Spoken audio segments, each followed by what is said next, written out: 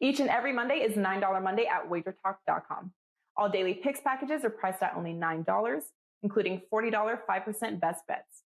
As an added bonus, all new users will receive $25 in wager bucks credited to their accounts, available for immediate use after their initial $9 Monday purchase. So make sure to take advantage of $9 Mondays at WagerTalk.com.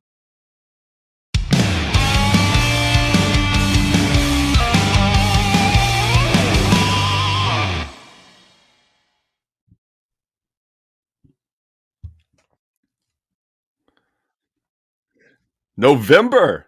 That's right. It's November 1st. October's behind us, and what a great October it was. 5 full weeks of college and pro football. But this is a pretty historic November as well, because we do have a Game 6 of the World Series tomorrow night on Tuesday, which means we have every major sport going in the month of November. Baseball for a little bit more, college and pro football, college and pro basketball, because, yes, a week from tomorrow, college basketball starts.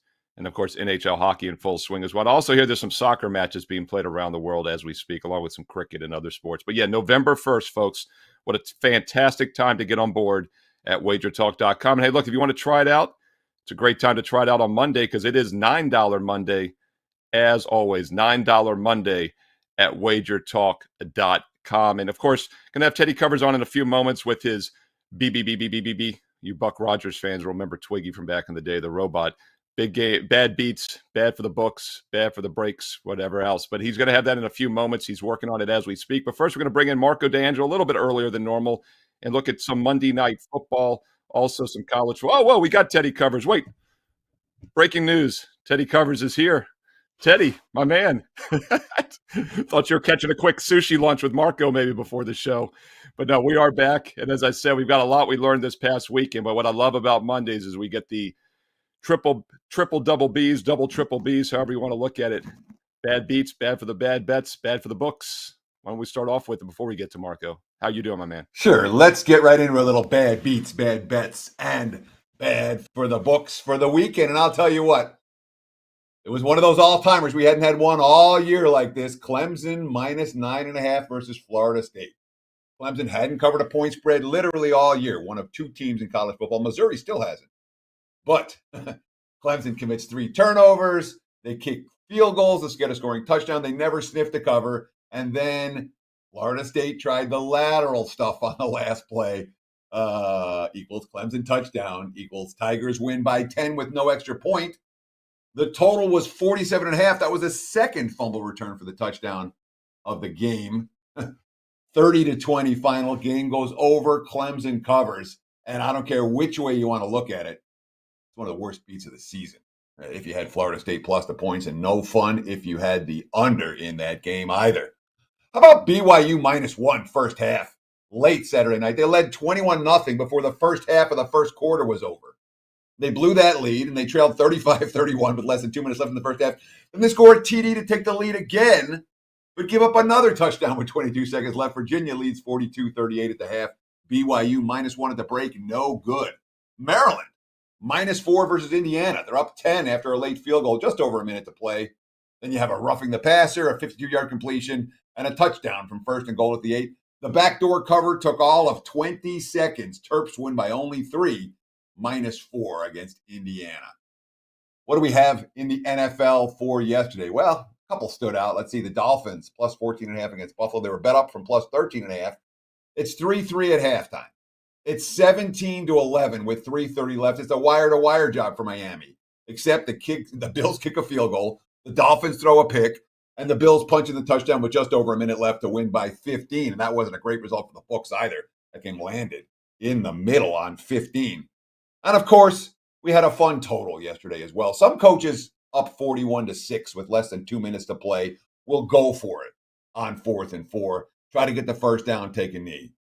Not Nick Sirianni. He kicked the 41-yard field goal instead to increase the lead to 44-6. Of course, the total was 48.5. That meaningless field goal was very meaningful for totals bettors. Game goes over instead of staying under. Comes to bad bets. A couple of bad ones on Saturday. Arizona State, all the money came on the Sun Devils off their bye week, up to minus 16.5. Wazoo now with 6 straight covers. They won outright in Tempe, wire to wire. It wasn't even a game. Arizona State, wrong. Bad bet. It was a bad spot for Oklahoma State against Kansas. all the money came on Kansas. Okie State minus 30.5 down to minus 28. Wasn't a bad spot for Kansas. They're just a bad team. 55-3, Oklahoma State final. In the NFL yesterday, a bunch of bad bets. I don't know if the Colts were a bad bet against the Titans. They could have blown them out early. They're up 14-0, had a chance to go up more. And then they shoot the field goal and missed a fourth down try, and they fumbled on an interception return. And then they lost in overtime and Wentz made too many mistakes. Colts pick them to -3 against the Titans. Those were all bad bets. The Browns got bet up -3 to -5 against Sunday with Baker playing. They lost outright. Are the Steelers in first place right now? Marco will tell us. Bengals -9, bet up to -11.5. They were the public play of the day yesterday. They actually led by 11 in the fourth and lost in regulation. Couldn't stop Mike White and the Jets. And, of course, the Vikings last night. They were bet from +2.5 in some spots at the open to -4 at the close. No Dak. Didn't matter. Cowboys won anyway. The Minnesota money was wrong. Bad bets. Bad for the books. Miami, Florida took all the money and won. Straight up at Pitt. The backup, Van Dyke's as good as the starter Derek King was. Hurricanes. Bad for the books. Everybody bet Georgia and under against Florida. Everybody cashed Georgia and under against Florida. That wasn't a great result for the house. In the NFL, a couple legit middles yesterday. There were +15.5s with Miami. It lands 15. And, of course, that was 14.5, 14, 13.5. So that landed in the middle. The LA Rams landed in the middle, -14.5 up to -16.5, lands 16. Of course, they led that game 38-0 and allowed 22 unanswered in garbage time, including an onside kick recovery. I certainly could have used that in bad beats. Note, that's going to be a very lying box score between the Rams and the Texans. All of Texans' yards and points came after they trailed 38-0. The Pats were playing prevent defense on the last drive. Belichick prevent defense, which means burn as much clock as you can. The Chargers-Patriots total got bet up from 47.5 to 50.5. And that final meaningless Chargers touchdown means the game lands 51. Cashed over bets. I was very happy with that one. And nobody bet the Bears against San Francisco. San Fran -3.5 up to -4.5. Niners shake off that sluggish first half to win by double digits. That not a great result for the house either. So there you have it, Steve. Bad beats, bad bets, and bad for the books. Back to you, my friend. Love it. B. I learned that we are going to have a Game 6 of the World Series, Teddy. I learned I will be on MLB First Pitch one more time this season with Dave Koken tomorrow on Tuesday because there is a Game 6, of course, and you and I will discuss that probably a little bit more in detail on tomorrow's shows. There's no baseball today on Monday, but just an advanced look. The Braves up 3-1 heading into Game 5 last night were a 5-1 favorite to win the World Series, take back 400. Now they're about a 2.5-1 favorite. The Astros are now 2-1, so the Astros have cut their odds in half of winning these next two games, and they're a slight favorite looking at the Game 6 tomorrow, about $1.20 favorite, even with Fried on the mound for the Braves on the road. Kind of feel like maybe some of that offensive momentum switched last night after Atlanta got the grand slam to start. But we'll talk more about Game 6 MLB tomorrow. Just recapping quickly before we get to Marco with the NFL. I talked about it this week with you, Teddy. One of the most public sides I'd seen all season was Cincinnati. And as you mentioned, they lose outright. And I had that, of course, in my Fade the Public video. The look-ahead line a week before the Jets quarterback injury was 3.5. It opens 9.5 when White's the starter. And it closed, of course, around 10.5, 11 when I did the videos where the line stood.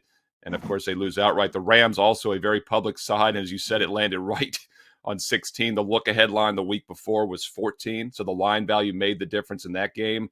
And then maybe the most public dog, probably the most square play I've seen all season. And both Marco and I, and I'll bring Marco in, Marco D'Angelo, WagerTalk.com. Both Marco and I had the Eagles yesterday as free plays at WagerTalk.com for our clients. And had I talked to a few more people before I put that out Saturday, it probably would have been a best bet because I know two Eagle fans who I saw Saturday night and Sunday, and they both couldn't understand how the Lions weren't favored in that game. And these were Eagle fans. So that was kind of the clincher for me. I wish I'd bumped it a little bit more. But an 0-7 Detroit team was getting all the love, and we know how that one turned out. Marco D'Angelo, welcome to the show. And Marco, we'll start it off with some NFL talk. Monday Night Football, it's $9 Monday. I do have a best bet on the total in this game at WagerTalk.com. But you want to look at the side here between the Giants and Chiefs. So let's start it off with some Monday Night Football for the viewers. Well, you look at the game, and obviously the biggest question is going to be how in the world could you possibly lay 10.5 with the Chiefs with that defense? We've seen them get trashed all season long. But this is one of those spots where I'm going to use the same analysis I used in the only two other games that they covered this year, and that was when they went to Philadelphia and when they went to Washington. And that is, I just don't see the Giants offense being able to trade points with Kansas City. You're going to have both teams go up and down the field because, as we know, Kansas City hasn't been able to stop anybody, but I don't see the Giants closing the drives with touchdowns. They'll settle for some field goals where Kansas City will close the deal, provided they don't turn the football over. This is a team that does have 17 turnovers on the season, 10 of them in their last 3 games, and you're not going to win football games when you do that.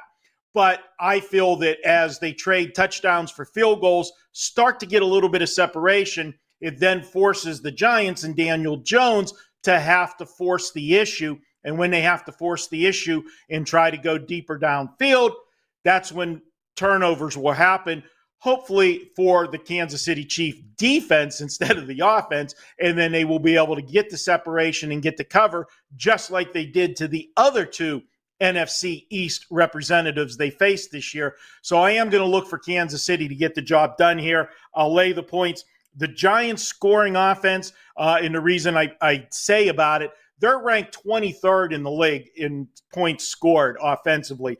That's the problem with them. I just don't see them staying with Kansas City and Patrick Mahomes.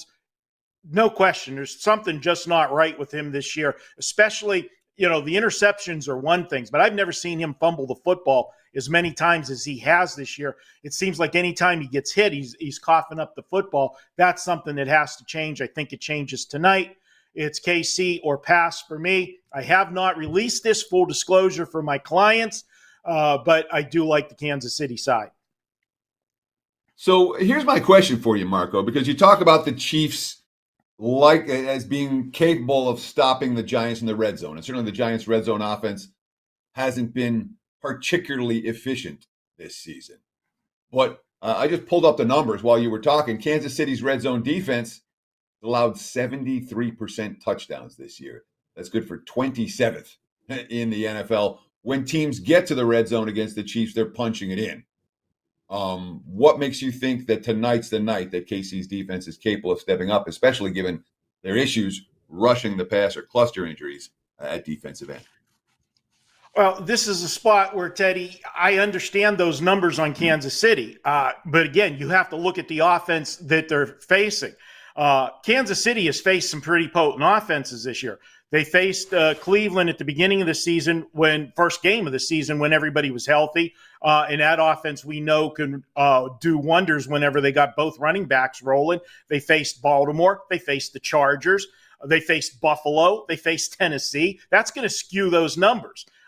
We're not looking at one of those kind of offenses with the Giants. That's what I think is the difference and why I think they can get that done. They were able to hold Philadelphia to enough field goals and hold Washington to 13 points. I think that's the type of game we see here tonight. You got to look at who they're playing. Marco D'Angelo, WagerTalk.com. And by the way, speaking of look-ahead lines, of course, these two teams had huge disparity in results last week. The Giants went outright as a 3-point dog.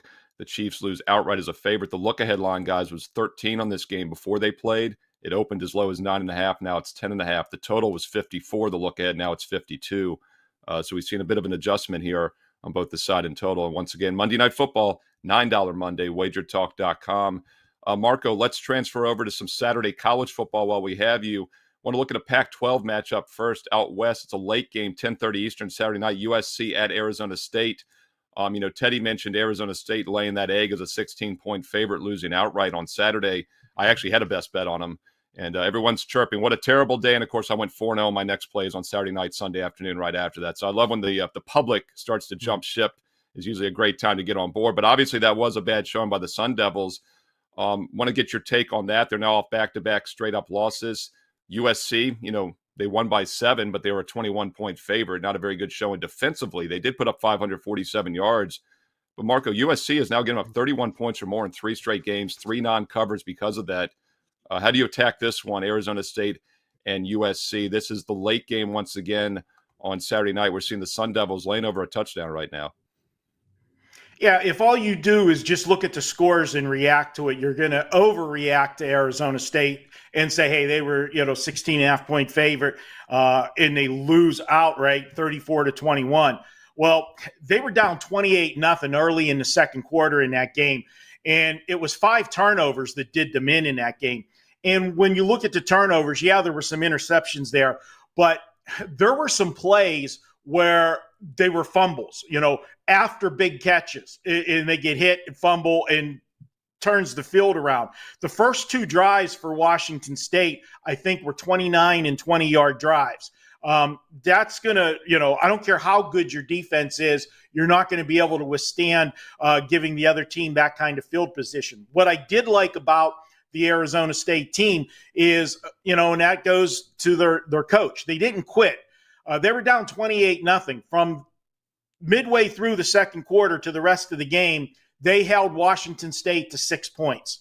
They outscored them 21-6 the rest of the way. Granted, it was too big of a hole that they dug.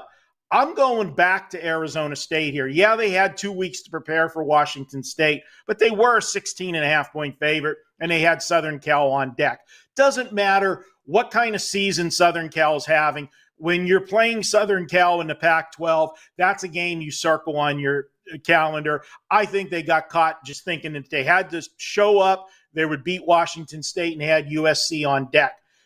Arizona State's laying more to USC this week than Notre Dame did at South Bend. That tells me something right there.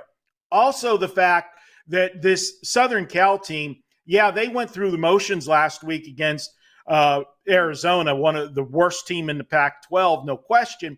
But where's this team going? They're 4-4. They have a lame duck coach. I don't see this team really playing with fire until they play the rivalry game against UCLA. If you're a Southern Cal team this late in the season and you're at 500, that is a bad season. I'm sorry. You're not looking just to get to a bowl game. When you're a USC Trojan, you expect to be playing either in the Rose Bowl or, one of the other big bowls. They're not going to be in any of those type, even if they win out.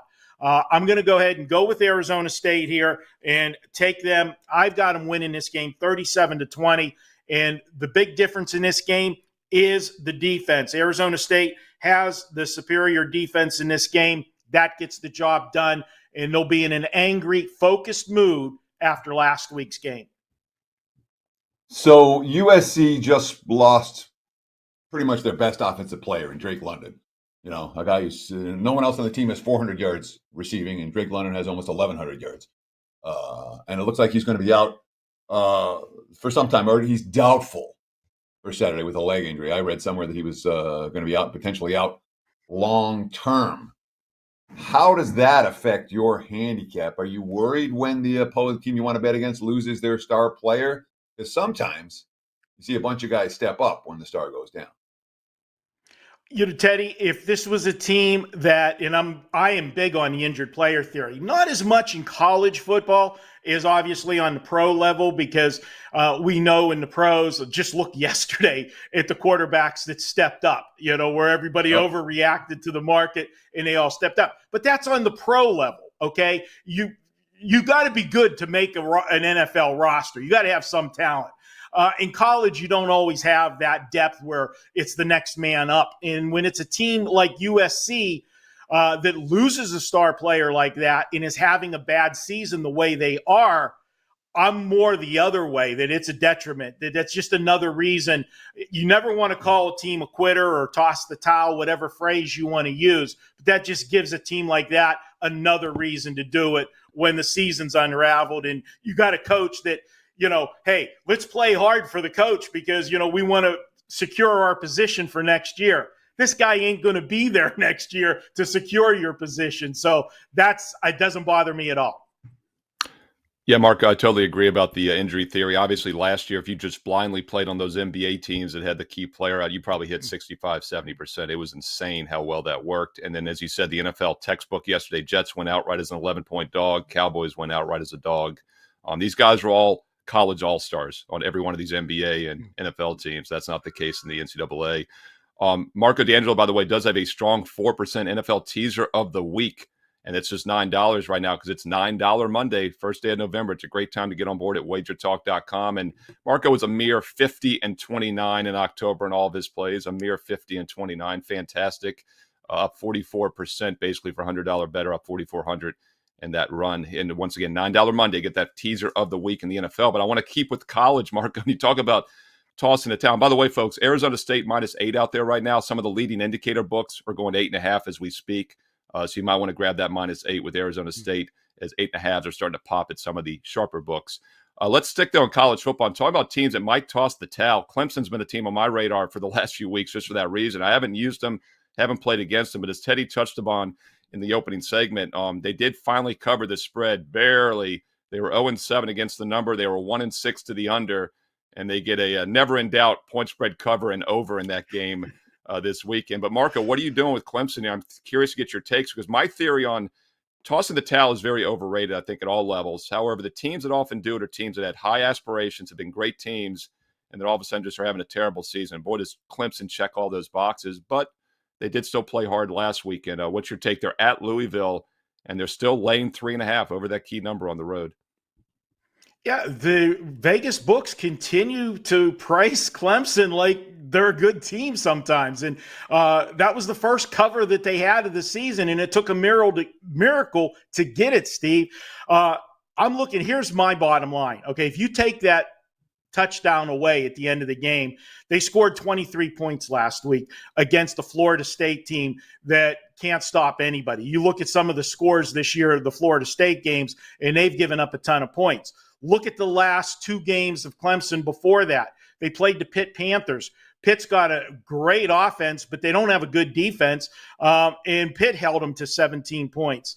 Syracuse, with 2 weeks to prepare, that was the key indicator to me. And I'll admit that Syracuse game, I had Clemson because I thought they're playing, a bad defense with 2 weeks to prepare. If we're going to see any kind of effort out of Clemson, and it being a Friday night standalone game, that was going to be the game they show up on. And they didn't. They scored 17 points against the Syracuse defense. Now they're playing a Louisville team that really is not bad. And the one thing that Louisville does do is they can stop the run. And if you slow Clemson down, they can't run the football. The quarterback has shown all season long that he has not lived up to the hype he had coming in. I like Louisville here in this spot as a home dog. And the one thing about when you say about tossing the towel, for Clemson, yes, you're playing for the national championship every year. You're not this year. You got to question motivation. But as far as the other teams playing them, it doesn't matter that it's a down year for Clemson. You got Clemson at home. You want to kick that dog while they're down because they have beat up on you for the last decade. Anybody gets their chance, they want this game. Doesn't matter that, it's a down year for Clemson. They're going to be up, and it's a night game at Louisville. This game was originally scheduled as a day game, moved to a night game. I love the big games for the home teams at night. You get the crowd a little more jacked up, few more extra hours of tailgating. I'll go ahead and take Louisville here. I've got Louisville winning the game outright, 23-17 in what should be a low-scoring game. So I had Louisville on Saturday night against NC State, a game in many ways in which they dominated. They won the rushing battle 5-1 against NC State.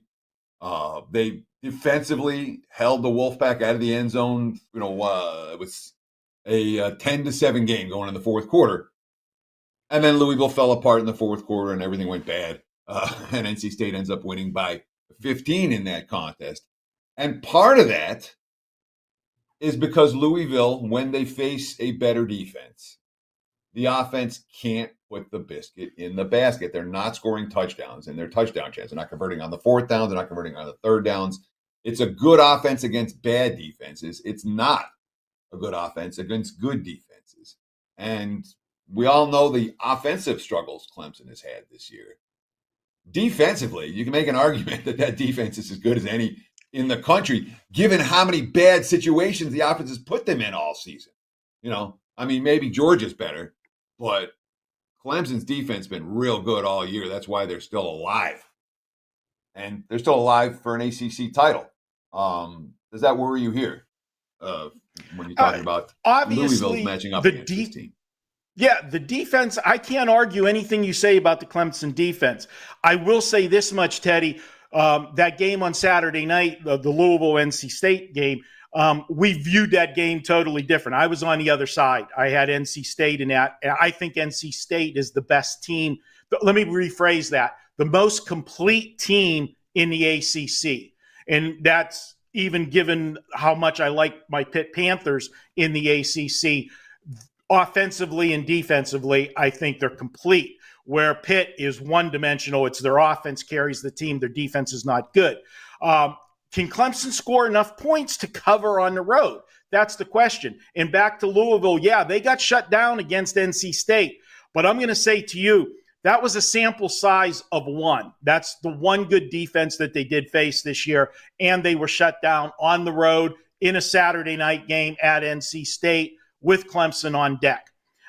If Louisville gets stopped this week by a good defense, then obviously I will look to fade Louisville against teams with good defenses. And looking ahead on their schedule, they only have one team left that fits that category that they'll be playing, and that's the final game of the season at Kentucky, because their next two are against Syracuse and Duke, who we know neither one of them can play defense. I don't even know if they can spell defense, but that won't be an issue in the next two games. But I just like the home dog here. I can't lay points on the road with a team that has struggled to score all year long.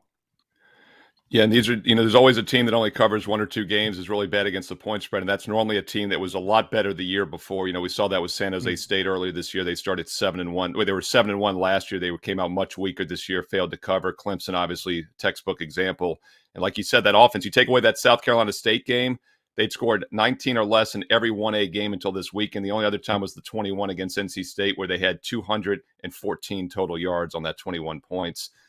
Guys, I jinxed Clemson because I practiced all summer saying DJ Ui Ungalele. I had that down, figuring I'd have to use it every week, and Ui Ungalele has not played well this year, as you said. Marco, on the way out, let us know. You got $9 Monday, obviously the 4% NFL teaser of the week, the 50 and 29 October run in all sports. What else going on at WagerTalk.com for you, Marco?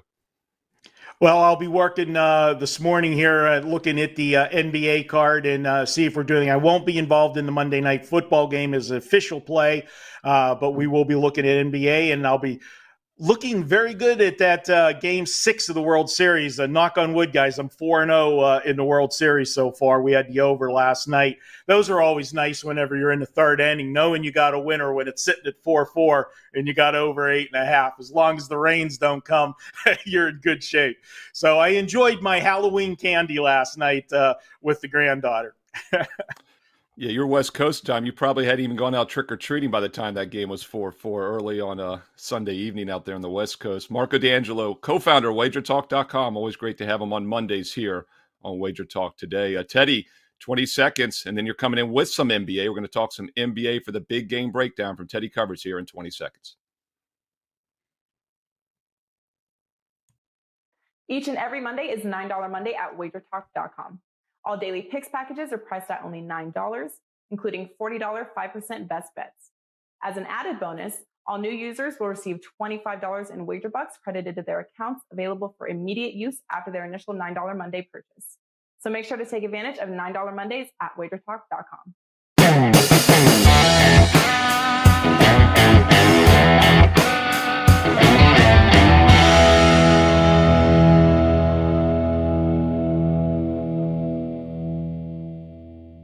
It is time for today's big game breakdown. Let's talk a little NBA for tonight. The Atlanta Hawks against the Washington Wizards. Right now, looking at the Wager Talk live odds screen, I'm seeing the Hawks staying pretty steady. 5.5 point home favorites. We have seen a little bit of over money this morning. Total right now sitting at 223, up from 221.5, 222 earlier today. I wanted to use this game in particular because it speaks to NBA handicapping styles, spots or streaks. And over the years, I've moved in terms of my own overriding NBA philosophy: from spots to streaks. The concept is when a team is mispriced in the marketplace and they're covering point spreads, you're riding streaks. You're going to ride that team indefinitely until the markets prove otherwise. If you're looking for spots, well, you're looking for teams off a loss, coming home, like Atlanta is. You're looking for teams in relatively short turnaround revenge, like Atlanta is.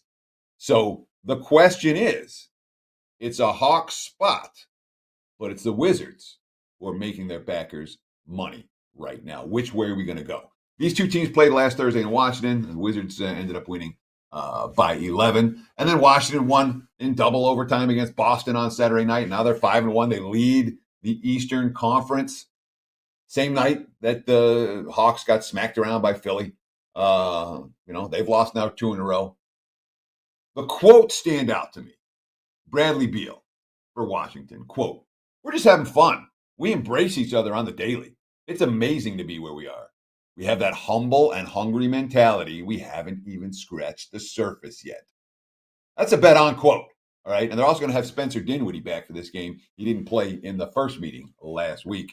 Scored 20 points and hit the Wizards' final bucket against the Celtics on Saturday. Dinwiddie, an impact player right now for Washington. You look at the other sets, the quotes from the other side. Here's Nate McMillan. Quote, "Our offense is out of sync, and that's leading to no defense at all. We're turning the ball over. Our shot selection, we're taking quick shots, and it's leading to transition baskets. We have no rhythm right now, and this group has to find a chemistry on the opposite end of the floor, and that's leading to poor defense." Trae Young, 13 points on Saturday, 15 points the game before that. This is not a team in good rhythm right now. And I'll take the hot against the cold as opposed to the spot against the not. The hot team right now, the team that's making everybody money when they back them, is the Washington Wizards. Give me the Wiz plus 5.5 against Atlanta. I think they hang tough and have a solid shot at the outright upset. Washington plus the points. There's your big game breakdown. Back to you, Mr. Merrill.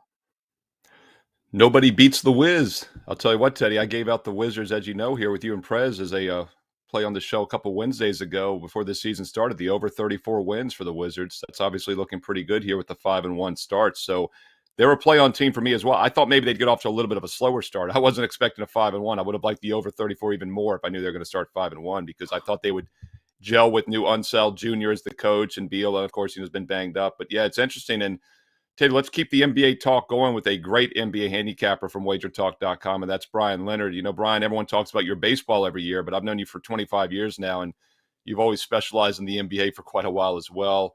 And I know you look at situational things with the NBA, but there's a game you want to talk about, and this is an interesting team to talk about. It's the LA Clippers, 1-4 against Oklahoma City. You know, I took the Clippers last Monday, a week ago tonight, and that was their only one of the season. It was an easy 30-point blowout.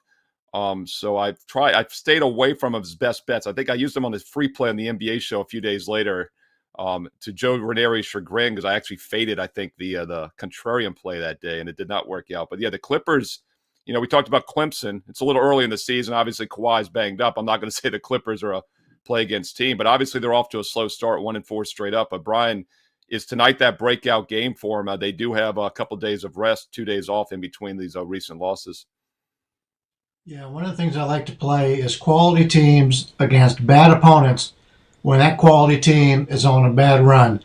And that's what we have right now with the Clippers. As you mentioned, they played the one good game, but if you take a look at Oklahoma City, this is just a team that just doesn't have any talent. They only have one player really getting any minutes that's in the 60th percentile or better in shot quality, points per possession. So it's a team in Oklahoma City I'm looking to fade, obviously.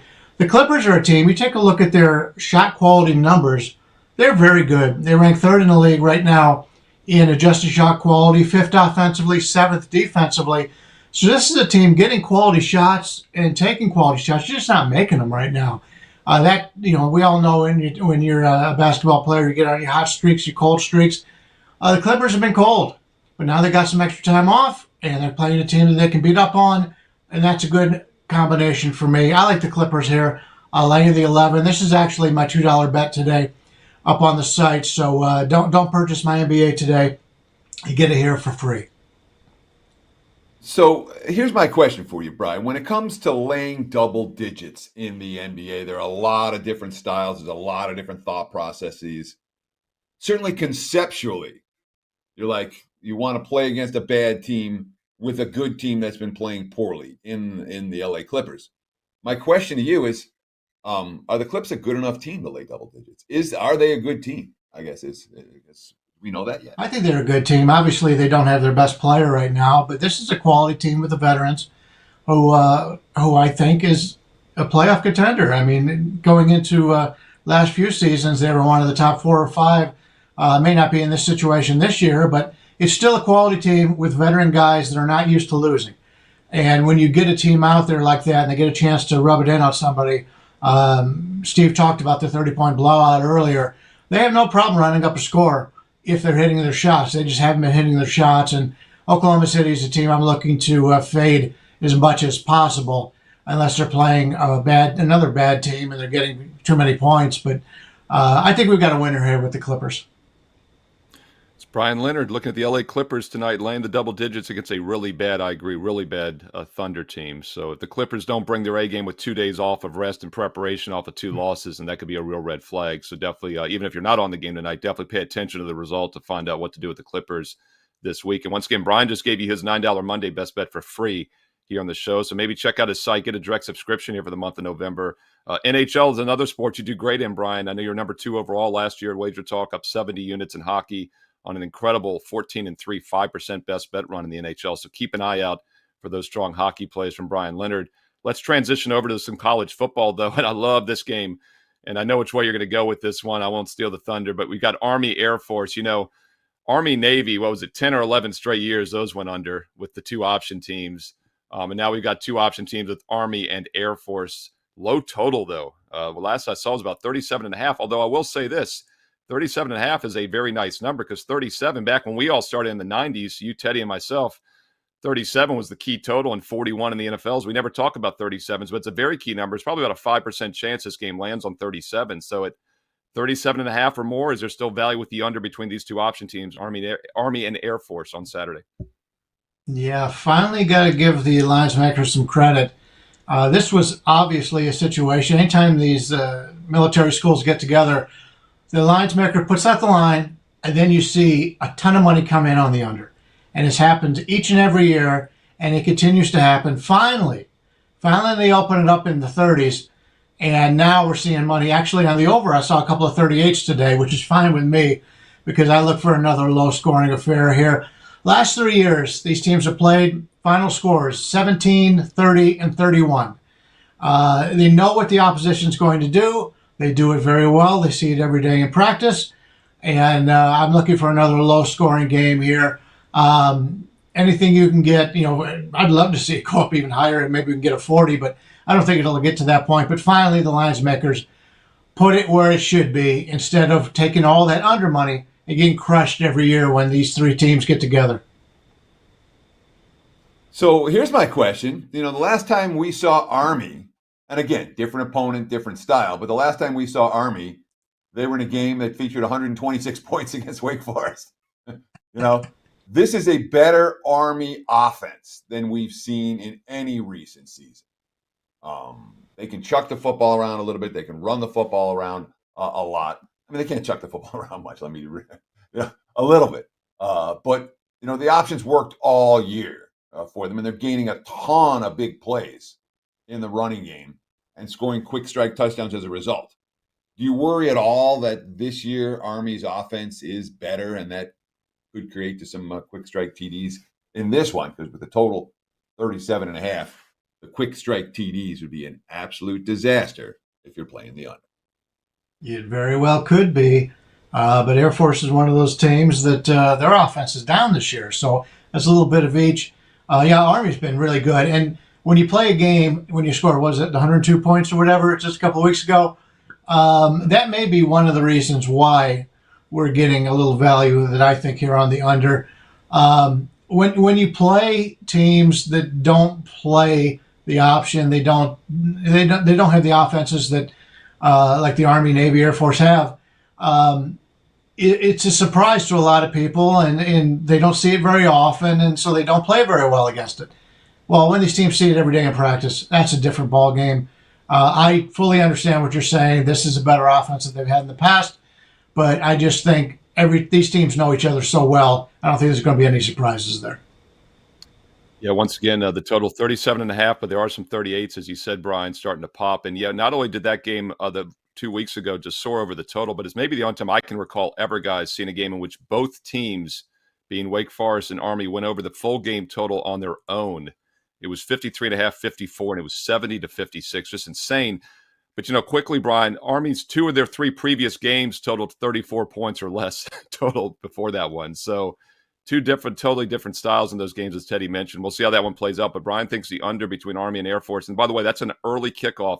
That's 11:30 a.m. Eastern, 8:30 Pacific on Saturday. So be sure you don't miss that one.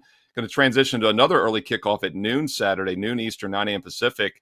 And this total is 77, almost double the game we just talked about. Now, you're going to look at the side between North Carolina and Wake Forest, but that did catch my eye because that's that Wake Forest team that Army just played 2 weeks ago before their bye. Wake Forest hosting UNC. UNC is actually a road dog. I'm sorry, Wake is actually the road dog here at UNC. UNC a 2.5-point home favorite, total 77. You can look at the side of the total on this one, Brian. I'm going to take a look at the side here, and I guess I haven't been on Wake Forest enough because they've won every game they played. They've been very good all season long, and I've just been overlooking them. But I'm kind of surprised, and I'm kind of surprised with the line move, is North Carolina's taking a little bit of money here. So we're in no hurry here to play Wake Forest. Maybe we'll catch a 3. That'd be even better.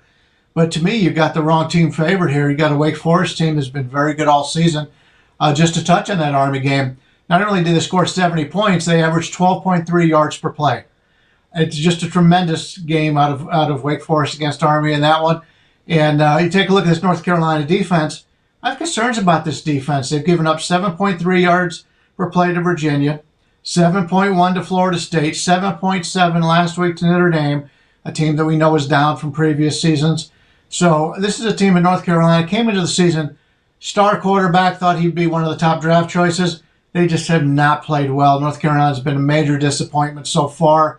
Their victories, Georgia State, Virginia, Duke, and Miami, Florida, all teams, maybe Virginia's probably as good as what we thought they were going to be, but the others haven't played well at all. Wake Forest is a team gaining traction, and they get to go into North Carolina here, and they've already gone into Virginia, won by 20, went into Syracuse, win by 3 in overtime, and then the Army game where they win by 14 on the road to a pretty good Army team. In fact, they were only favored by -3 in that game against Army. So it tells you what the lines maker thinks of Army. Wake Forest is a team right now. I'm not standing in front of this team. You take a look at turnovers and sacks. Which one I'll take a look at. Wake has not lost a turnover battle in any game all season long. North Carolina's lost a turnover battle in 4 games. They've only won the turnover battle in 3 games. Sure, they've got an NFL quality quarterback, but they just continue to shoot themselves in the foot. You take a look at sacks. Wake Forest on the season has yet to allow more sacks than what they accumulate themselves. Just the opposite out of North Carolina. You take a look at the stats, sacks on the season, -5, -1, +2, -7, 0, -1, -1, -2. North Carolina throws the ball a lot, but they can't keep the quarterback upright. Wake Forest is a better team. I'm really surprised this line is going that way, and I'm hoping to catch a 3 here. That would be a big game for me if I could get 3 here with Wake Forest. Wake Forest, to me, is a team that I've ignored long enough, and I think they're the better team here in this game with catching points. So real quick, Brian, you talked about how Wake hasn't lost a turnover battle all year, and you talked about how they've been point spread monsters all year. And this is now, after they've done all that, here we are in November, you're like, now's the time to jump on Wake, and this game they're going to win the turnover battle again. Isn't the time, I guess my question is the best time to bet Wake, is that come and gone already, or is there still good options to bet this team? I fully agree with what you're saying. The best time to bet Wake was earlier. Now they've proven themselves. Now I don't want Wake laying 20 points. I want Wake as an underdog. And when it comes to the turnovers, I fully agree. If a team has got a lot of turnovers, you look for some regression. But when you're playing North Carolina, and North Carolina can't protect the quarterback, North Carolina turns the ball over a lot, that's not the team I would expect regression for. Great point.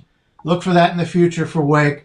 But in this game, I think the matchups clearly favor Wake in this contest.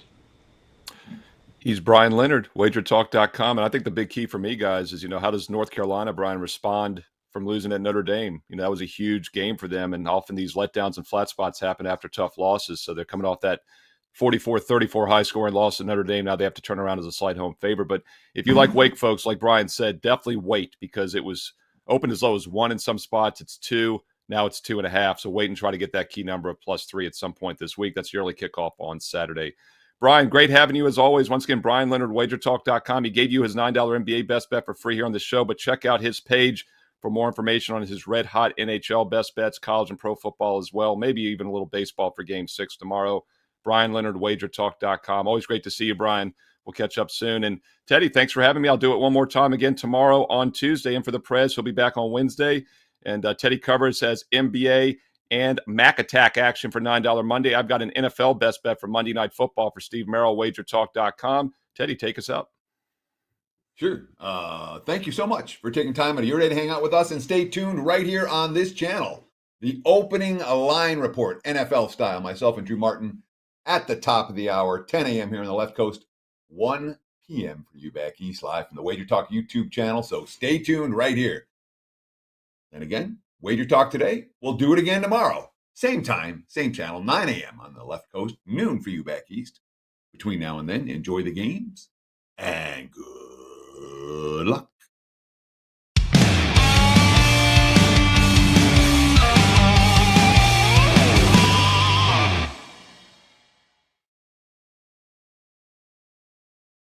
The Big Five American sports are all scheduled in November for the first time since November 2020, and we want to celebrate by slashing the cost of all daily packages by 50%, including 5% best bets. Starting Tuesday, November 1st through Sunday, November 7th, $25 daily packages are priced at $12.50, and $35 5% best bets are priced at $17.50. But even better, this is the perfect time to take advantage of Wager Talk's one-day all access. Lock in the handicapper of your choice for one full day for only $39, including when they have a 5% top play that normally sells for $35. But during our 50% slash promotion, you get a one-day all access for only $19.50. This special is valid through Sunday, November 7th, so save the whole week long.